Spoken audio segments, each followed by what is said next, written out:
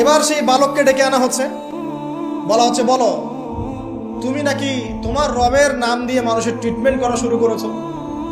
তখন সেই বালক বলছে, হ্যাঁ আমি এক আল্লাহর প্রতি বিশ্বাস করি এবং তার রাসূলের প্রতি বিশ্বাস করি, তার প্রেরিত আসমানি কিতাবে বিশ্বাস করি। এখন রাজা বলছে, আমি ছাড়া তোমাদের কোনো ইলাহ আছে আমি তো জানি না। এই সৈন্যবাহিনী শোনো, এই বালককে ধরে নিয়ে গিয়ে উঁচু পাহাড়ে নিয়ে যাও, ওখান থেকে ফেলে দাও। কথা বুঝতে পারছেন? এবার তাকে নিয়ে যাওয়া হলো, ক্রস ফায়ার দেওয়া হবে। এবার উপরে নেওয়া হয়েছে, একদম পাহাড়ের উপরে। এবার ওই বালক উপরে উঠে একটা দোয়া করছে, এই দোয়াটা সবাই শিখে নেন।